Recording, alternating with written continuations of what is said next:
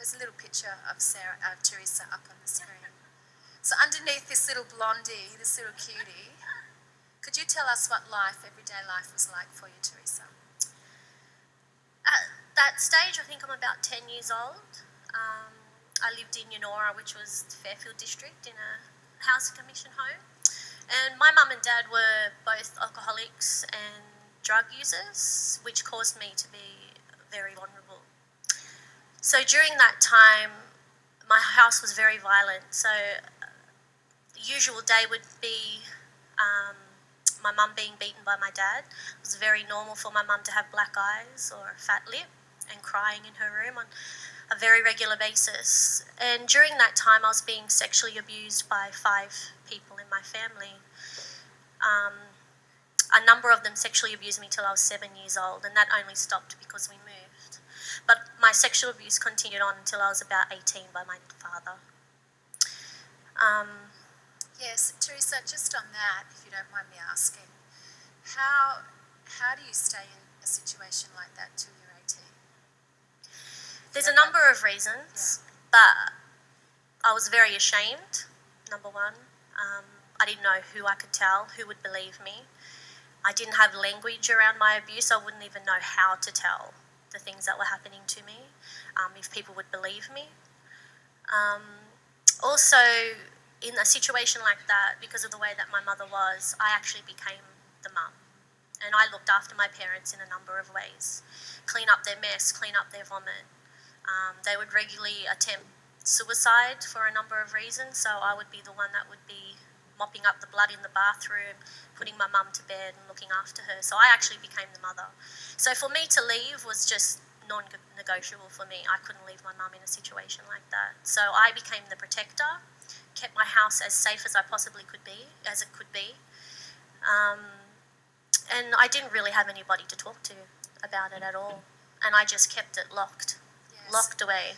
Shut down. So you get married to Brett when you're 18, 19, and life goes on, and you're involved in church, and on the outside you're all together, but on the inside, at the age of 28 to 29, 30, you had to make some big decisions about being brave. Could you tell us a little bit about that? So I hadn't talked to anybody about this. I'm a vault. I can keep things inside very well, but on the outside, I look happy and focused and involved and doing well with my family. My kids are fantastic. I have the best kids in the entire world. No, you don't. We all do. But when I got to the age of around, I would say 28, 30, everything started to unravel. My kids got older, so I needed to have play dates, and sleepovers were coming up, and certain situations where I needed to trust people, I needed to make big decisions in our life. We're stepping out to start our own organisation. And I basically started to run on empty.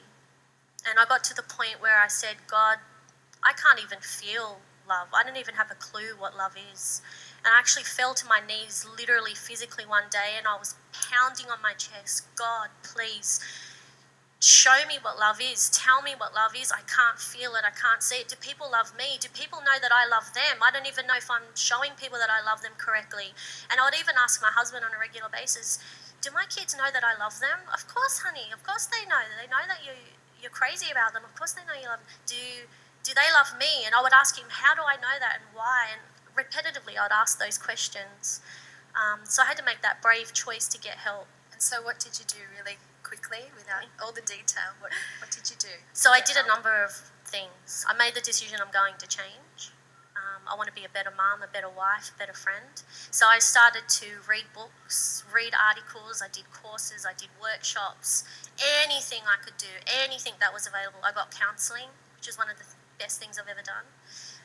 And I started to find safe places where I could express myself and find answers and get educated in this area. So not just for me, because although it's about me, it's not about me, but it's about my future generations and making a difference for them and having a vision for my family, but then taking the next step of being brave and having a vision for other people as well. So Terrisa, if you could remember what you said to me last week about you don't pick the family that you get born into, could you finish with that thought? Sometimes with some people, we don't want our story to be our story. There's times where I think I would love to have a family, and that's wonderful and awesome and amazing, but that's not the case. And I don't actually have family. My parents passed away many years ago, etc. So I didn't choose my family. My story's not the story that I chose. But if I take my story and bind it with God's story, He's going to make it a bestseller. Definitely. And I'm still in the middle of that story. And great things are happening, and my family's fantastic, and my future's exciting, and I'm trusting God with everything. Is it perfect? No way. Do I still have to unravel things and look at things and deal with things? Definitely. But I'm excited about the future. Isn't that wonderful? Brave women.